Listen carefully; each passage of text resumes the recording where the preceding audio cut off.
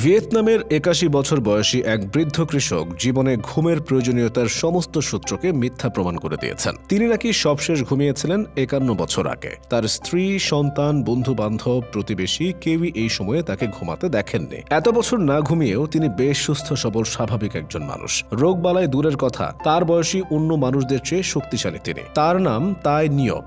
বিদেশিরা অনেকে উচ্চারণ করেন থাই এনজোক। ছিপছিপে গড়নের এই বৃদ্ধ এখনও চাষবাসের কাজও করেন। এ বয়সেও ৫০ কেজি ওজন অবলীলায় তুলে ফেলেন। বাড়ি থেকে ৩ কিলোমিটার দূরের ফসলের মাঠে যান হেঁটে, কাজ শেষে ফেরানো ২ পায়ে ভর করে। নিয়প জানান, না ঘুমানোর বিষয়টি কখনোই তার উপর নেতিবাচক প্রভাব ফেলেনি। পেশায় দিনমজুর তাই নিয়পের রয়েছে একখণ্ড চাষের জমি। প্রায় রাতেই তিনি চলে যান সেখানে। কোদাল হাতে সেরে রাখেন কাজ। সেই বাগানে নানা জাতের গাছ আছে, সেগুলোর পরিচর্যা করেই রাত কাটে তার। শুরুতে রাতের আধারে এভাবে তাকে কাজ করতে দেখে ভয় পেতেন প্রতিবেশীরা। অনেকেই ভাবতেন তার মধ্যে কোনো আত্মা প্রবেশ করেছে, ভর করেছে অশরীরী কিছু। তবে ধীরে ধীরে তার অনিদ্রার কথা জেনে যায় সবাই, অভ্যস্ত হয়ে যায়। ফলে রাত বিরাতে এভাবে ঘুরে বেড়ানো সবার কাছে স্বাভাবিক এক বিষয় হয়ে গেছে। কিন্তু প্রতিদিন তো আর বাগানে কাজ থাকে না। কখনো রাত থাকে বৃষ্টি মুখর কিংবা কুয়াশায় ঢাকা। সেই দিনগুলোতে উদাস নয়নে আকাশপানে চেয়ে পার করা ছাড়া কিছুই করার থাকে না তার। শোয়ার ঘরে বসে ঘুমন্ত স্ত্রীর দিকেই বা কতক্ষণ তাকিয়ে থাকা যায়। দিন হিসেবে প্রায় ১৮,৭০০ দিন ঘুমাননি নিয়প।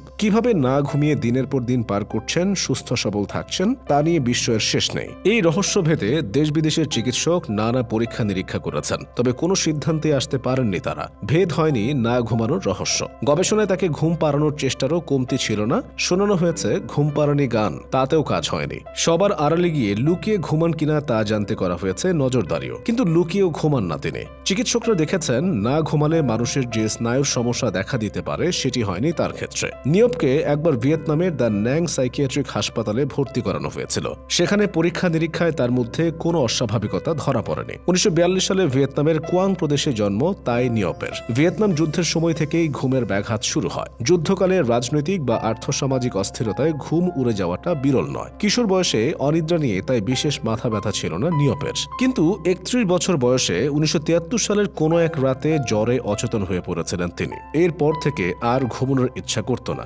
জ্বর সেরে উঠলে চেষ্টা করেও আর ঘুমাতে পারেননি। তখন থেকেই চিরতরে উধাও হয়ে যায় তার ঘুম। চোখে ঘুম আনতে রাতের পর রাত মদ্যপান করেছেন, ঘুমের ওষুধ খেয়েছেন, কিন্তু কোনো কিছুতেই কাজ হয়নি। শুরুর দিকে অস্বস্তি হতো, তবে অভ্যাসের দাসের মতো মানিয়ে নিয়েছে শরীর। এখন আর ঘুমানোর চেষ্টাও করেন না। নিয়পের জীবন বেশ সাদামাটা। ৪ তলা বাড়িতে বিশেষ আসবাবপত্র নেই। শোয়ার ঘরে আসবাব বলতে কয়েকটি প্লাস্টিকের চেয়ার, কাঠের টেবিল আর একটি বিছানা। সংসারে একাই এভাবে না ঘুমিয়ে কাটান তিনি। কম বয়সে গ্রামেরই একটি মেয়েকে বিয়ে করেন তিনি। তখন ঘুমের সমস্যা ছিল না, তবে প্রথম সন্তানের জন্মের সময় মৃত্যু হয় সেই স্ত্রীর। বছর ৬ পর আবার বিয়ে করেন তিনি। ২ ছেলে এবং ৩ মেয়েকে নিয়ে এখন তার সংসার। রাতে সবাই ঘুমায়, জেগে থাকেন কেবল নিয়প। অশীতিপর এই বৃদ্ধকে নিয়ে দিন দিন কৌতূহল বেড়েছে, বহু আলোচনা হয়েছে, তবে তার ঘুম আর হয়নি।